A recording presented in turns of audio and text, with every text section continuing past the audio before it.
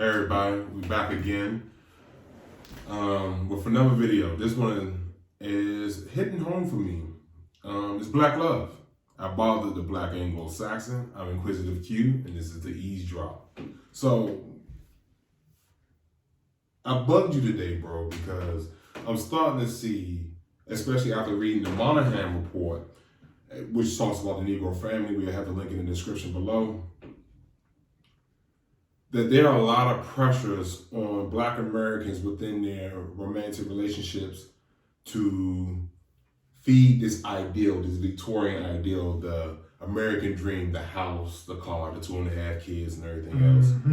We know that that's crumbling for everybody across the board. However, I constantly see that the self-worth of many Black American couples are tied to their net worth, without understanding that both parties equally in the American system struggle economically, one, for access, period, two, to maintain that access because of racial discrimination, because of sexism, and the ongoing employment discrimination that happens with Black Americans, because we're like one of the first to leave whenever a company has a problem. And what I really would like to discuss is like, why is it, or what is it about Black love that continues to focus on net worth instead of self-worth, and two people building each other's self-worth instead of focusing on the net worth for the couple? At the core of it, your question, I think what a lot of people have to understand is not the GDP in this very systematic or numerical sense, where, because I'm not a statistician either, but in terms of understanding what it takes and what it means to have a high gross domestic product, in terms of a nation, in terms of what the people, based on us being a capitalist society, everything throughout parts of life is commodified.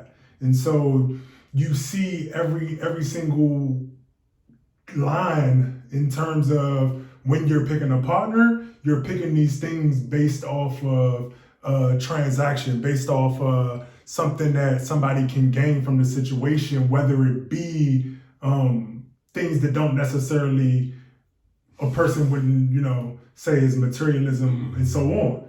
But what people lose in that is the idea that I'm just going to do it because. I don't necessarily think that a lot of people, date just simply because. There are things and there are standards which aren't wrong that are attached to it, but the issue comes in when you're talking about a group of people who hasn't had real economic access in a long time, or not in a long time. Ever.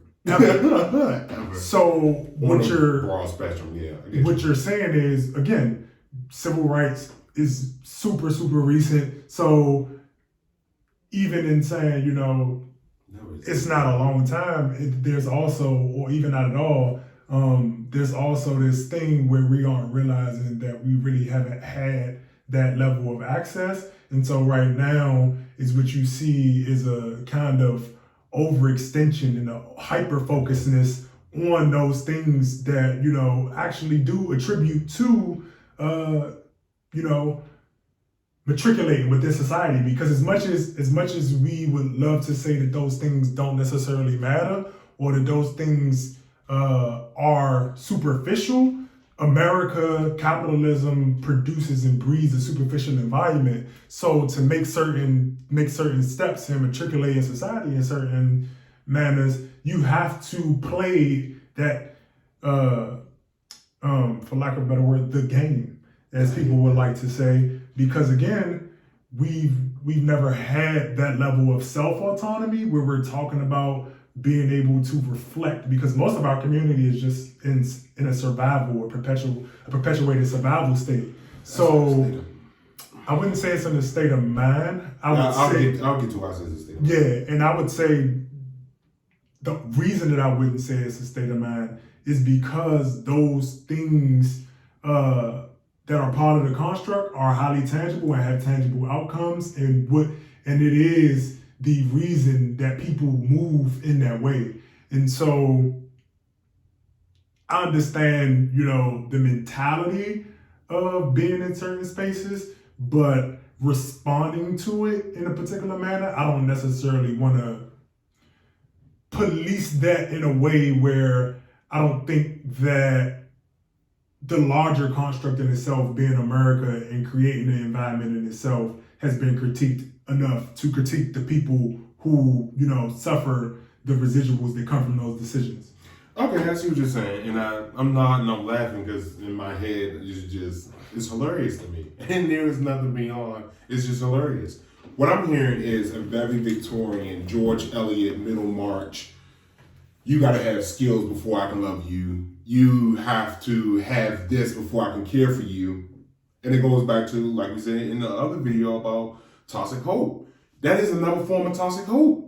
Because a lot of, going back to it, if you haven't seen what it means to be middle class or to aspire to upper middle class, it's about how you schedule your day and the access you have. Now, I'm not critiquing, because to critique at this point in time, no offense, that means that have a certain level of sophistication within the audience to understand what points I'm making, why I'm making that point, and back and forth. I'm going back to the Moynihan Report, where basically it's a very, if we take a feminist lens on it, it's a very patriarchal look at economic access. And we know in America, feeding back to the American system, Black American women have always been inside of the economic system, but they have been exploited.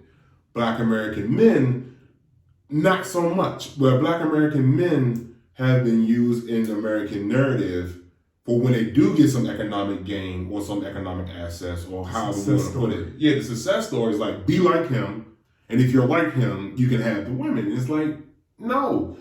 The problem the problem for me is that I feel, going to the Nikki Giovanni and Baldwin debate, going to Maya Angelou and Richard Pryor, when I say it's a state of mind, I say it's a state of mind because you look into a financial economy, because you have the real economy, which we have to live in. When I say we, Black Americans, and a financial economy, which has more access to different parties. The financial economy deals with money in the future and projects in the future. So you can get money out of the financial economy and buy things that are tangible in the real economy. What I mean is, if I am a banker, right, I'm a financier, I can afford to have a certain type of lifestyle because I'm handling transactions all day, business transactions. So my skill is to handle money. I'm not inside of the real economy, although I can participate in the real economy by buying assets and tangible things. If I'm stuck or relegated to the real economy, I have to live a very real life. So that means my expectations of my partner also has to be realistic. So my thing is why is it that, again, mentally, people are tying their self-worth is like, I'm only worth what I can drive. I love cars. You know I love cars. When y'all told me I couldn't have a certain car, I was pissed. I was livid. It's like, why? And I'm starting to understand it's like, because I kind of, quote unquote, embody what America wants from an urban Black boy. To be able to understand, and I say boy, I don't say man, because we don't get treated like men. Boy, in a sense of, I can articulate myself to a certain degree in which I can make myself understood by different audiences, as well as convey the messages of different parties without building tension. And that my language is privilege. So I get that, oh, you can pass. You're good. You're not like those other people over there. It's like the rah-rahs. You're not the rah-rahs. You're not the tones down on the block. But I'm like, some of them are my cousins. I played with those people. I went to school with them. And there's some of those people who matriculated because, most people would think that I'm not necessarily a rah-rah typical person, but like you said, it's just you begin to understand how to use certain constructs and weaponize them against themselves in terms of, I know people like to use the word pandering a lot, but pandering to whatever audience in terms of whether it be visual semantics, language semantics, and just so on and so forth. But I'm belching, no COVID over here. But in regard to your point about the relationships, I think one of the things in terms of social media and how it's smut media. Let's get it right. It's smut media. There's nothing social about it. It's smut. Everyone goes on there to talk. Sugar honey iced tea. It's smut media. Yeah, but what I think it does though is I think it creates a false illusion of what blackness is, because it's super. It doesn't, but we know we can argue a lot of things don't exist. People believe in gods that we can't necessarily touch, but because enough people believe in those things, we can accept it as a reality because it still changes how people move. It does. And so as much as I would love to break away from the construct of blackness altogether. Thank you. As you, this is. I don't care. I get distracted. I like the ribbons on them as well, but it reminds me of my shoes. They got some laces like that. I'll show you after this is over. Okay.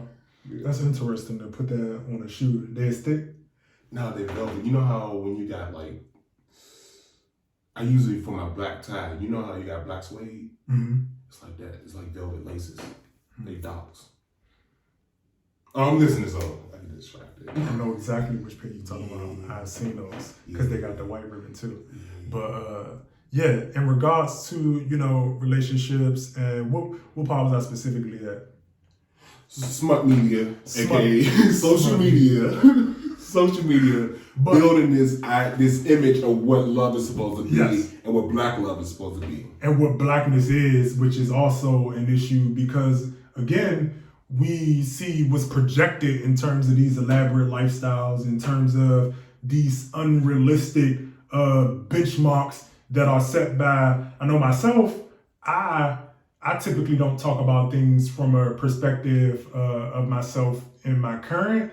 When I'm talking about the group, and when I say group, I'm talking about Black Americans, because it doesn't reflect the pattern. It doesn't reflect the majority.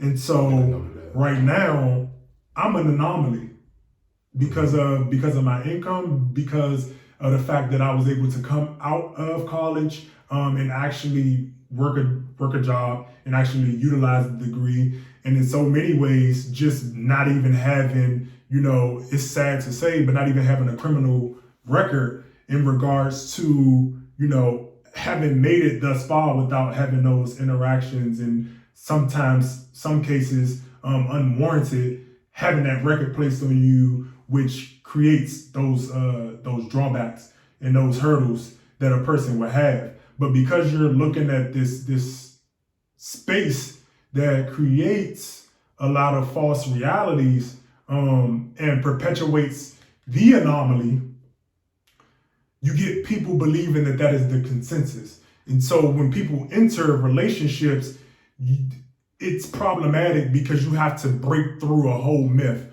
Because anybody who's been in a relationship, especially a long-term relationship, you just naturally understand that there's a lot of reflecting that you do based on not only yourself, but your partner responding to who you are. So what happens though in the other relationship, because people have to understand when you talk about relationships, you're not just in a relationship with that person, you're in a relationship with the world and how they interpret it and how all of these infrastructures kind of move people. And so it presents this conundrum where you're not only, especially a person who is worried about that self-reflection, who is worried about that self-worth, you're put into a space where you're kind of like managing people, because now you're in a space where it's like, okay, I'm not necessarily, and we see it with our friends as well, in terms of, our platonic friends as well, in terms of, no, My thing is, if it's romantic, if you're not a friend. This is true. That can be argued because in most cases, that's why we kind of absolve our friends of the deeds that they may need to be corrected. Yeah. Because you kind of romanticize things, and that romanticizing or fication, if for lack of a better word, presents those blind spots. Like, my issue with everybody, want to be kings and queens, but at the same time,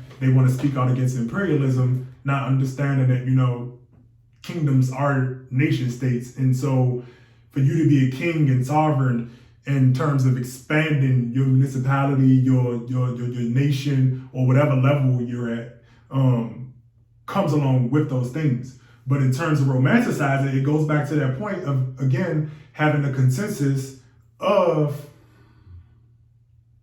this false reality being perpetuated. Because people will argue that, well, it's achievable because someone has done it. But the problem when you're talking about a society is you're talking about at the rate in which people can achieve that. Because right now what we're seeing is people are achieving, whether it be working crazy hours to, create that hustler environment and doing all of these things to, make ends meet, to project that image. But when it comes to time, when it comes to your health, and when it comes to all of these different variables,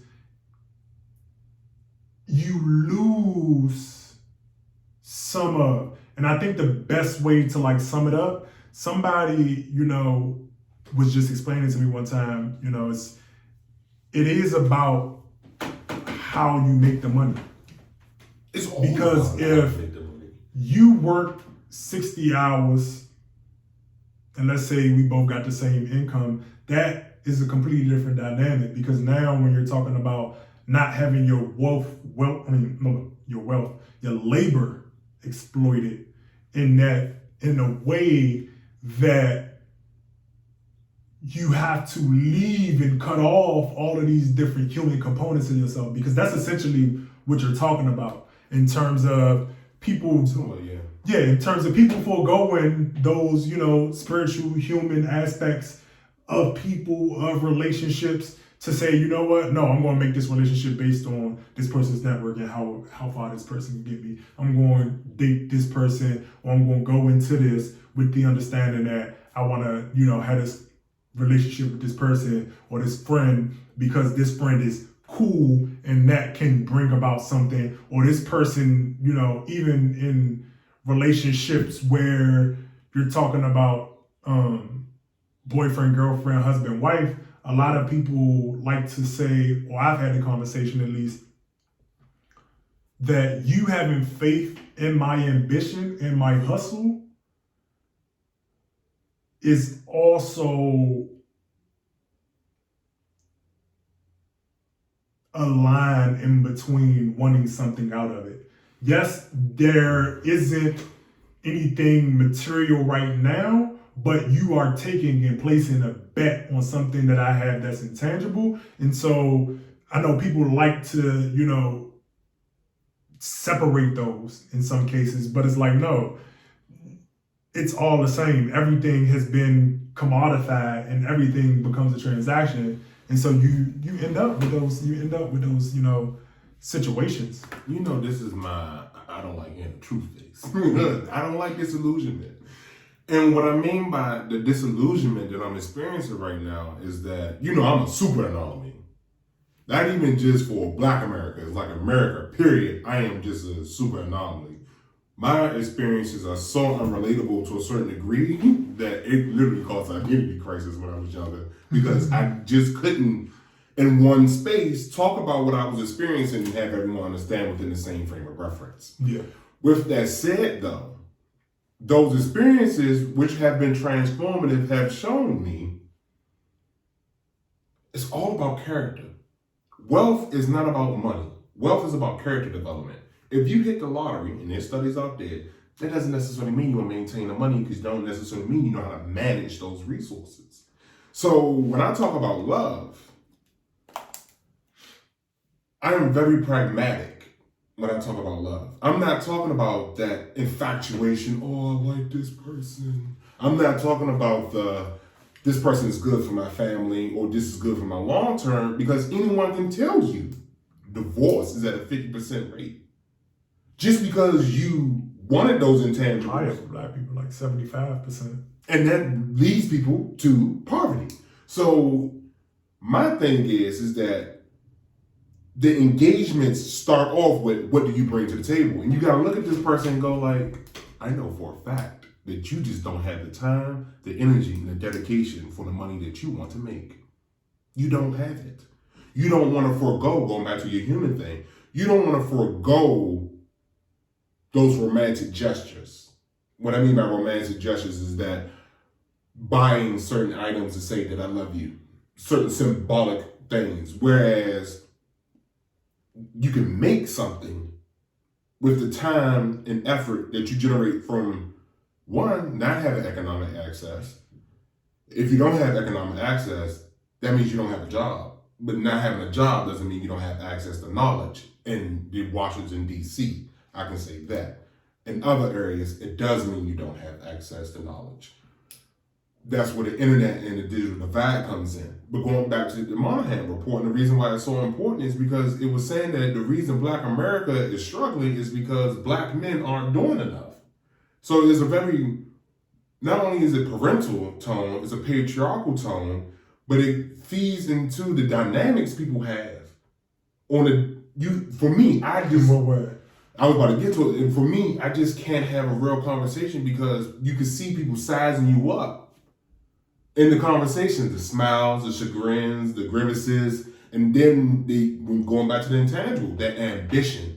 When they see that not only do you have ambition, you have drive and you have knowledge. Now I was like, okay, I'm gonna tie myself to this person because I'm attracted to something that they do. And it's just like, I can't have a real conversation with you, an intangible conversation with you about wealth building if the wealth building is about you have access to resources, you have the ability to get more resources, therefore I tie myself to you. It's like that at any given time can fall apart because what happens is that you get what you want and you recognize it doesn't make you happy. J. Cole talk about it, or everyone else talks about it. So when I am talking about Black love, Black American love, and the self-worth, let me break it down so get away from the abstract. My thing is, okay, Jordans are a status symbol. Mm-hmm. If you walk out with the status symbol of Jordans, it's like, okay, you can make it. But it's like, for some people, Jordans, my sunglasses cost more than their Jordans. I've been fat on my entire life, so I can fit fast fashion. I'm used to big white American brands. Brooks Brothers, Polo, because fat white men wear them. So I get to wear them. But those things cost just as much. But because people, it's not within their frame of reference, they don't understand. So my whole point is, why is it that relationships or the thought of starting a relationship is dictated by the aesthetic? A person who has access and has been treated a certain way by those who want things from them downplay their aesthetic to a certain degree. Or as I would do, I make my aesthetic esoteric to certain audiences so they don't necessarily understand what it is that I'm doing. And the reason I do that is to really get to the essence of what people want from me and what it is that I want from people. Because at this point, because it's all a transaction, but a transaction does not have to be something tangible and material. I'm talking about literally the emotional support, the struggle of she come into the house, right? Let's say y'all live together long term. She comes into the house. You then heard the stories. You know which coworkers piss her off. You know why her boss pisses her off. You know all the stories. You got your own battles. You are frustrated for whatever reason. The kernel, because I'm stumbling, that's how I know I'm getting frustrated. The kernel of my frustration is, why is there so little room for compassion? Why is there so little room to understand, like, I know you went through some BS when you went to work today. So I got home early and I did this, that, and the third. And I may be the one that knows how to cook well. I know how to clean and everything else. Or I don't like to clean. I hate cleaning. I call cleaning designing. It's like, no, I don't like to clean. But I love being hygienic though. That's two different things. My whole point is the level of compassion that I hear and see isn't there because it's foregone, going back to the human thing, foregone for economic gain without understanding that labor is also tied to your age and your ability to be active.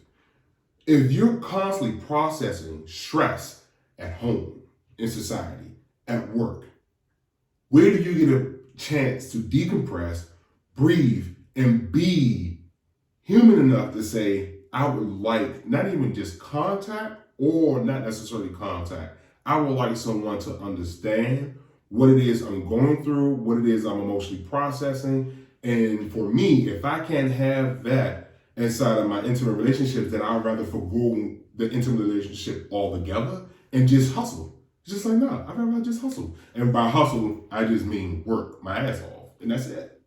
So like the compassion piece, I think that has a lot to do with, again, how historically Black people have been treated and maligned throughout American history. And I say that because, like, for me, I also have had to make a point to be more compassionate coming from an environment where it is I'm either gonna like work myself to the bone or I'm gonna fall through the cracks because I don't have necessarily a support system. And you know, growing up the way that we did, it's like people were mean, people were cruel all of the time. And you know, for a long time, I was hurt inside myself, right? So when you get to it, yeah, still hurt now. But when you get to it, you know, and I have to catch myself sometimes because I do it to people, and it's like, because I championed being able to take the most pain and being able to be resilient through the pain. And so when people would bring me pain, and these are people who I care about and love, I would be less compassionate to their pain based on the premise that you need to learn how to deal with pain. Now, I do understand that there is a level of, yes, you do have to deal with pain, but it gets to a point for us because there is so much weight, there is so many systemic hurdles in both Black women and Black men's way, that it's like, I need you to carry your weight. I need you to be able to do these things. Because if we're going to have a conversation, it comes down to people not necessarily having the skill set, people not necessarily wanting to acknowledge certain things, and that's both men and women, and people not being accountable. So what happens is people lose compassion over time because one, people haven't had it for them. Two, you get so caught into the motion of just working, you begin to, again, devoid even your own self. So it's like, if I can take the pain, you can take the pain. But again, it's about maintenance at the same time. Flag want to play. Personal foul, Right. Not giving a fuck. I get what you're saying. I'm sorry. I just had to do that though, because it's like the pain is what bonds you.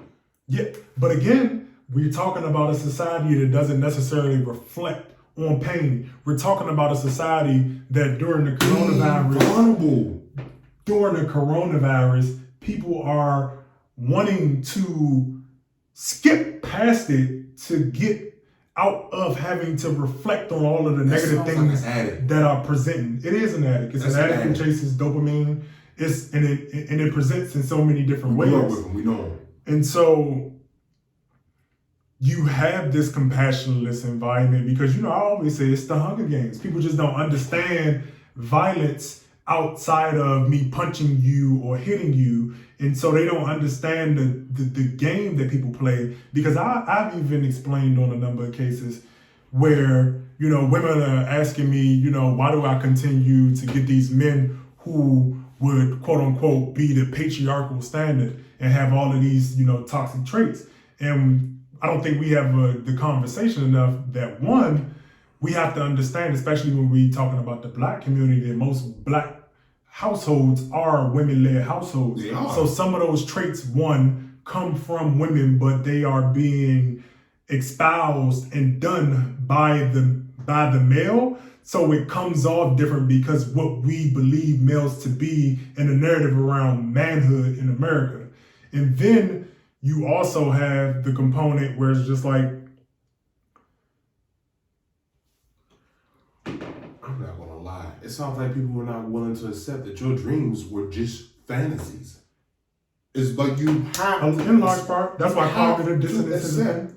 You have to accept that the American dream that has been sold, and Donald Glover talks about it, is a fantasy. Mm-hmm. That the world does not view success and wealth the same way America does.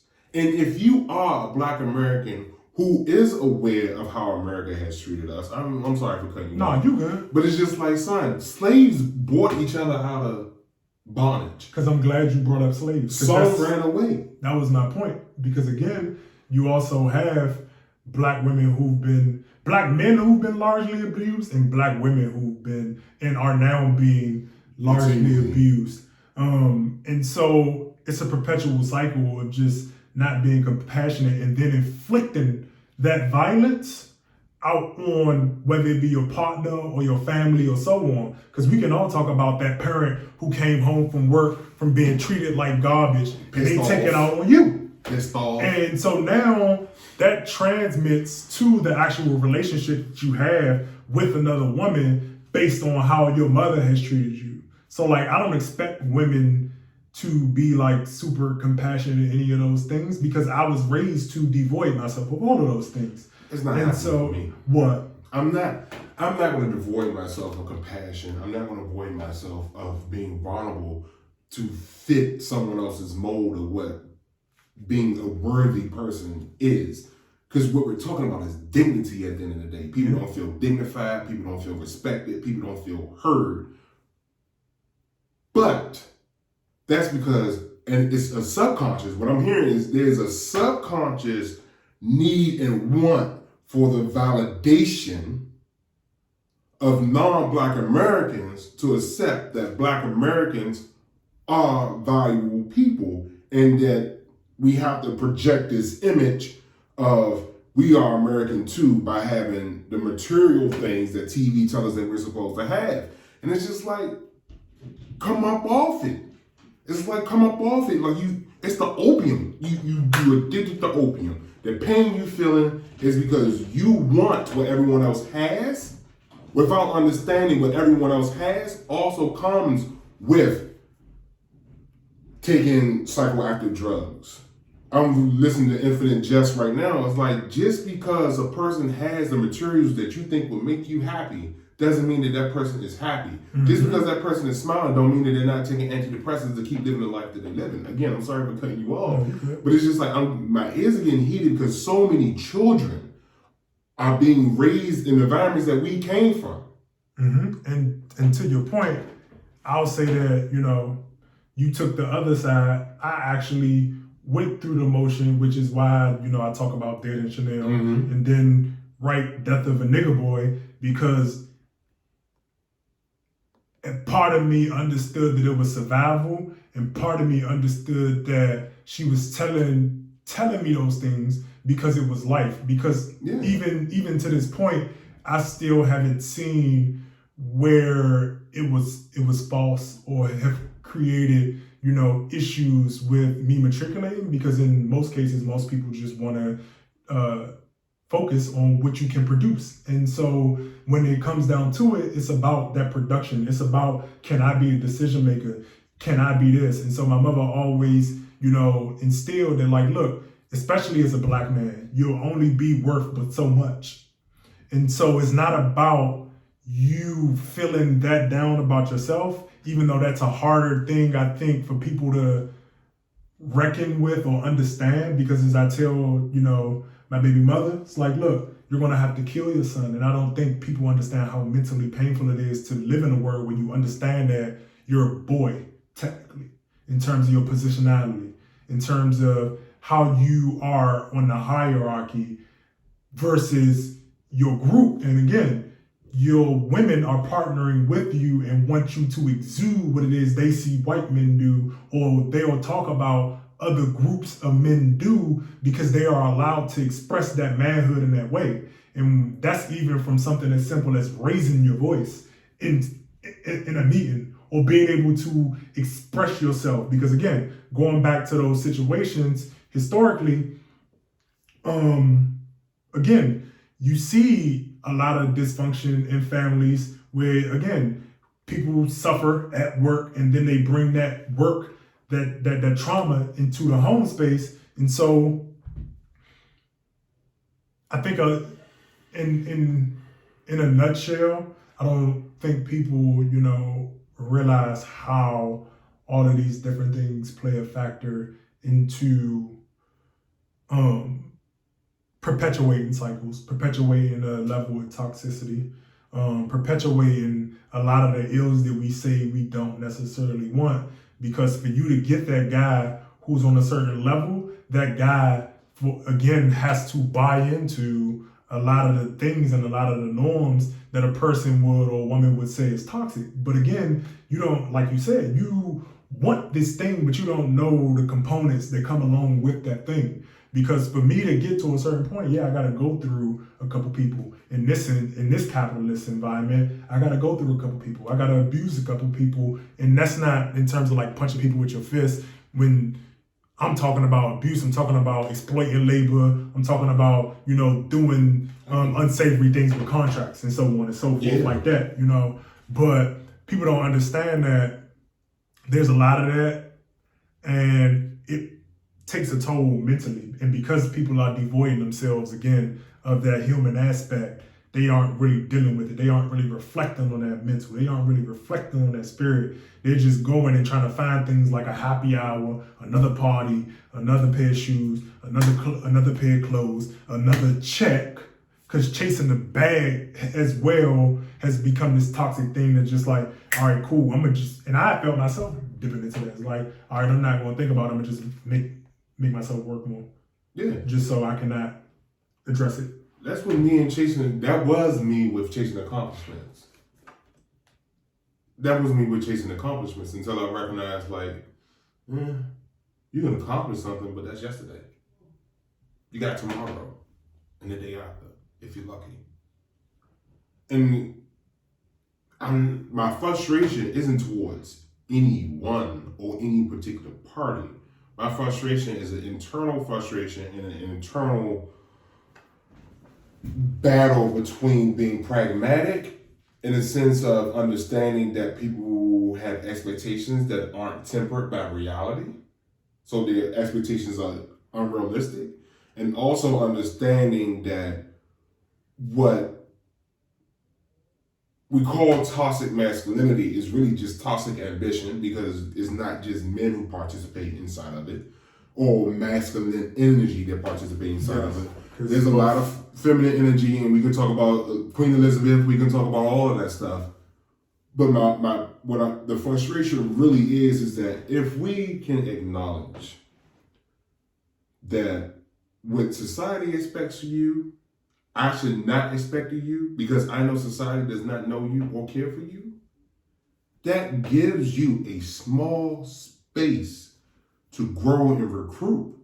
And that's the importance to me, is that where is the space for Black Americans to just grow by being vulnerable? Because if you come into the house, and if we coming into the house, you upset because we don't have this kind of TV, you upset because we don't have this kind of furniture. It's like, when is it that we want to sit down and accept this? Like, we don't have it because there is an external, not internal problem with us, an external pressure that keeps us from having the things that we want, even if we do have the skill set. America. So that's my problem. It's like, son, come on. And not to cut you off, I always tell people when I'm having these discussions about relationships, especially Black relationships, if you are not asking the question, who, when, what, and how have we gotten to this predicament, versus just blaming somebody else, you are perpetuating the situation, because part of it is like, look, I can say all of these things about black women, I can say all of these things about black men, but then my next question is always, you know what? How did this happen? How did we get here? How did we get here? And that's where people, always want to tell me, oh, you're doing this thing and you're making it about race and you're making it about race and you're making it about race. And it's like, no, what we have to acknowledge is that race is a thing, was a thing, still is a thing, hence Donald Trump, hence everything that we've seen. And because we're not addressing it, and it goes back to reflecting on that human aspect. Because again, we still aren't whole. We still aren't whole in the way that we don't have that economic peace. So there'll always be that tension. So as long as we don't say or talk about, no, black men are delinquent because it was delinquents who had pens who swiped them and created an environment to create delinquents.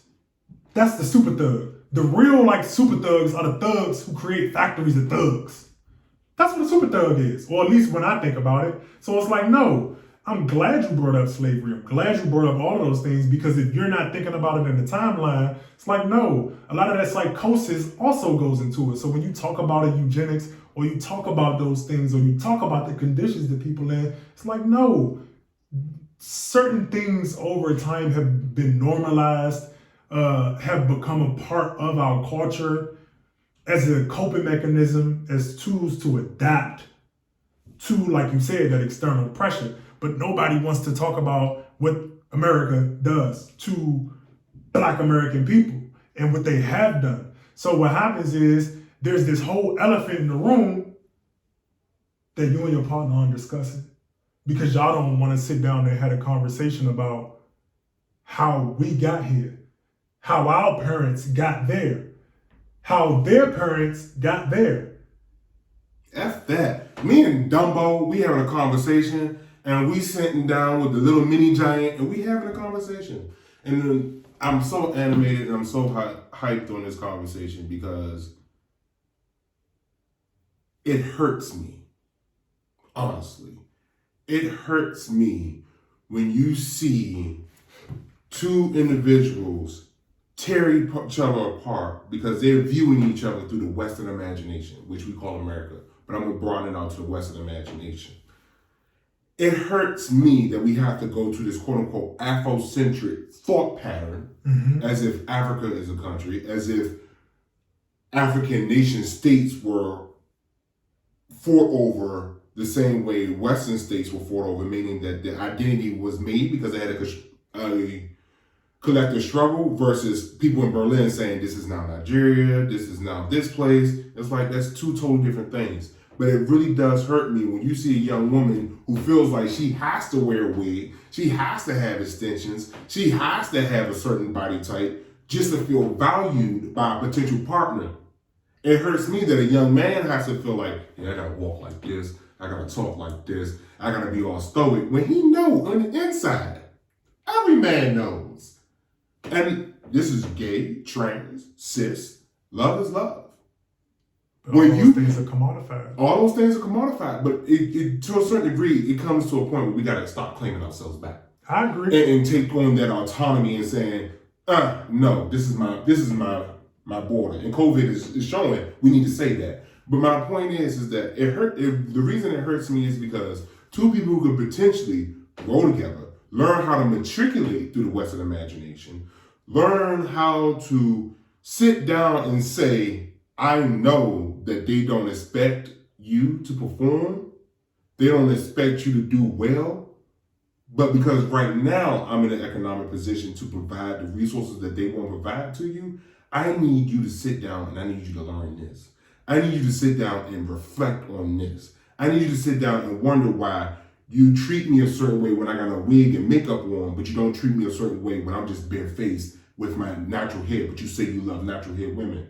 You say you love women in their natural state, but you really constantly looking for this Western ideal or this Western European beauty standard of straight hair, of certain eye color. Toni Morrison's the bluest eye. Nina Simone's 4 Women, this ongoing narrative of if you don't look a certain way, then you're not valuable. And it's just like, okay, so to what degree have you internalized the hate that you say that you don't want to feel? Because it seems like you're projecting the very hate that you feel onto someone else so that you don't feel the hate, or you may feel a little more superior within the system, within this caste system that we call the American. Yeah, I think it's more about feeling a little bit more superior than it is about internalizing the hate. And I say that because people do certain things because, like you pointed out, it gives you an advantage. And with that advantage comes the access, comes the money, the little bit of change that people get. And through that is how they, the way they express it is how they kind of go about articulating it, rather than it being a thing where it's like I'm internalized. It's like, no, I did this thing, because again, we're perpetuating the images themselves. And so it's like, until people like completely, it has to be a heartbreak. Because I know people are like, oh no, let's continue. I'm with it. I'm gonna do the heartbreak. I don't care. I don't care. The heartbreak is necessary. I mean, because people want to maintain and go within and go throughout. And what people don't understand is that these things are so entrenched that you can't just pull at the weeds. Damn, son, I'm tired of you telling me that because I'm willing to pull at my own weeds, that makes me different. It's like, son, if you have your own garden and you care about yourself, like, look, I don't want this weed here. I will literally make this personal about me. I am a person who loves heavy communication. Mm-hmm. Little Mini Giant, you know who I'm talking about. Little Mini Giant doesn't. Little Mini Giant likes their personal space. It's like, cool. As well. Yes, and I had to learn that me being communicative heavy is a part of me wanting to make sure that you're still thinking about me. So instead of doing that, I've taken it upon myself and going like, no, I want to let you know that I'm thinking about you and that I care what you're going through. You do not have to respond at all. It's being very continent. It's an end within itself. It's like, I'm telling you I love you because I love you. I don't need you to say I love you too. I'm telling you that I'm willing to support you, not because I expect you to come back and pay it back. It's because I support you because I believe in what you can do, and I like to see you smile, because it's really hard to see smiles that are genuine in this world. So I had to take it upon myself and go like, you're doing too much. And I had that conversation with myself. I was like, yeah, I'm doing too much. So I pulled back without falling back, without putting up this wall and saying, oh, you made me feel this type of way, you made me feel that type of way. I recognized I felt this type of way because I was made to feel a certain type of way. Mm-hmm. In another relationship with another person. This isn't that person. This is just who this person is. That's their temperament. So it's like, it's not a negative thing. Yeah, you can't project. You can't project. And you have to have that conversation. And this is what that is, projecting. Because if your mama is coming and tell you, well, she's not the one for you because she don't have this, that, and the third, you got to sit back and ask yourself, it's like, am I going to live by my mama's expectations of my partner, or am I going to live by mine? Because if everything goes right, my mama's going to be gone. That person's still supposed to be here. So am I going to damage the rapport, the relationship that I have with this person based upon my projections and the projections of other people and what they expect us to be as a unit? And that's when it really comes down to kind of telling the community, mind your business. Yeah. Mind your business. And we really need to get to the point where we do respect families as institutions again. Mind your business. If I'm not hurting this person's not being hurt, and we just had an argument about something, you don't know why we had an argument. We damn near don't know why we had the argument. Mm. But we know that emotionally it was important to us because you made a boundary, I made a boundary, and now we have a common ground in which we can communicate. How far we go from here or there depends on how open and vulnerable we're willing to be with our communication. But again, I'm communication heavy. Little mini giant isn't. So the common ground is so funny. It's hilarious. Because I always think about lightweight machine gun when I say it too. But anyway, that common ground is you like your personal space. You really do enjoy a lot of personal space. You knew how I grew up. I didn't have that. So I'm starting to learn, and it's really weird. I'm starting to learn because she is saying, I want my personal space. I'm learning what it means to have my own personal space and put that boundary with others. So you learn from other people. You don't need money to learn from other people. You don't need money to be comfortable within yourself. And if you value that person enough and who they are enough, you take on the lessons that they have to offer you, and that's where the growth comes in. It's like, I don't need you to give me $100. But that one moment that you said, leave me alone. And I hold on to the fact that I care for you enough, but more importantly, I hold on to the fact that I respect you as an individual for what you have learned and have offered.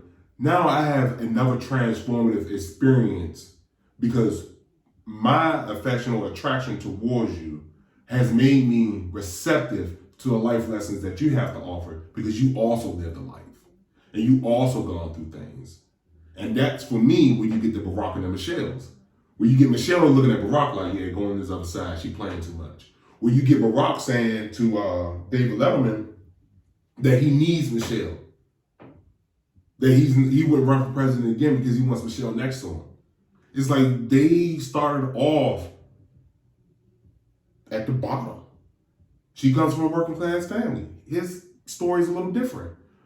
But to be a Michelle Obama is to also contribute your effort to someone who isn't in a position that you think they should be in. To be a Barack Obama is to appreciate the efforts that someone is putting in towards you. Yeah. And so, like, with all that said, it's definitely great conversation in terms of, Black life and Black love. But in, getting towards the end of it,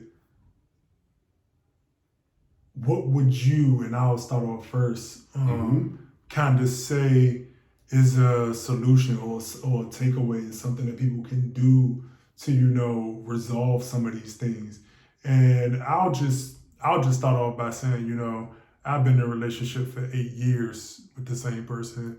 So congratulations. A millennial, that's a lifetime. With the same person. And it just comes down to, one, like you said, being compassionate. I had to learn to be compassionate.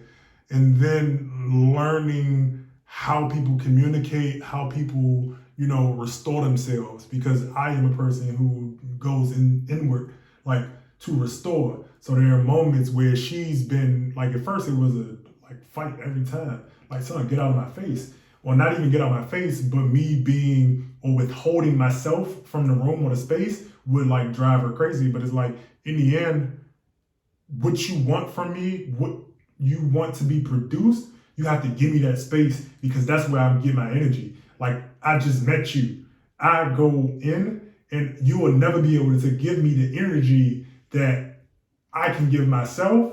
And that's not any slight towards you. So it's being vulnerable, it's being open to, one, be damaged, two, to have yourself say, I'm wrong is probably a simple thing, or it sounds like a simple thing to most people, but being able to sit there and really reflect on that feedback that you're getting from a person who's around you and telling you about some of the things that you may do subconsciously that are problematic. And so those are, some definitely very helpful things. And I know most people are familiar with the love language book. I think it was very helpful for me because in seeing how different other people are, because I don't really understand people's social cues in that way. And so it's like, all right, cool. If this is what appeases you and you have to draw lines and draw boundaries, you have to. And this is for another video, but in terms of, politics and how all of those things are relationship based, you have to draw your lines in the sand and make it understood that you won't tolerate this thing. because a person will keep doing it because they don't have the same relationship with that thing and they aren't you. So you have to be very, very, very upfront. The whole passive aggressive thing doesn't work because where like she would do passive aggressive things and it's like you think it's hurting me and you're even mad. You're even more mad now because it's like, oh, okay, cool. I'm kind of pointing at you and laughing at you because that's a mental game. I mean, you think you can beat me? That's play. And now I'm being malicious and you crying because you entered in a game where I thought it was just like, I'm gonna just fuck you up and make you feel bad. Like, no, I'm gonna do shit. So you went to DCPS? Huh? You went to DCPS? I did. Yeah, that's funny. And I survived it and made it out. That's funny. On top, but I'll throw that your way in terms of like the solutions or things that people can do. First, I'll say what it is I've done for myself. I've had to recognize that my self-worth isn't my net worth. I've accepted crying because it's cheaper to cry than to punch a wall. It's cheaper to cry than to break things. It's cheaper to cry than to try and drink away your feelings. It's just cheaper to cry. So I have literally cried in front of people and not given a damn. Because if I tell you how you can hurt me, you hurt me, I've already processed that feeling. You're not gonna hurt me again that way. I'm one of those, I also recognize that I'm a very naturally nurturing person. I am addicted to growth. If you ask me what it is I'm addicted to, growth. But I also had to understand that also attracts people who are not in a state of mind in which they want to accept that they are hurt and they don't want to begin the process of healing. So if you're a person who's naturally nurturing, going back to your boundaries thing, but I'm different in the sense that I also went through DCPS, so it becomes very easy just to cut a person off. It's just like, and I had to learn. Now, this is the one thing I went in with. Just because a person makes a mistake does not mean that they do not care for you. Love is a practice. It is not a skill. It's a practice, and each person is different. So accept your mistakes as well as accept the other person's mistakes, and don't always see them as transgressions or a person trying to belittle you. It's just someone else learning in your space. And with that, I think that's a great point. Love is maintenance. You got to work on these things. You have to act. You have to live. You have to walk in these things that we call values. And you have to do those things time and time and again to see the progressions. And you can't, like you said, throw away those people. But again, thank y'all for coming out to join me, myself, TheeBlackAngloSaxon, InquisitiveQ. And by the way, those are our IG handles as well. And then just click, like, share, subscribe. Please support the channel. Comment. Because we definitely want to have these conversations as we transmit.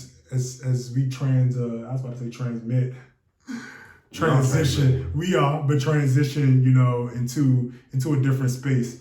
But thank you, and y'all be safe.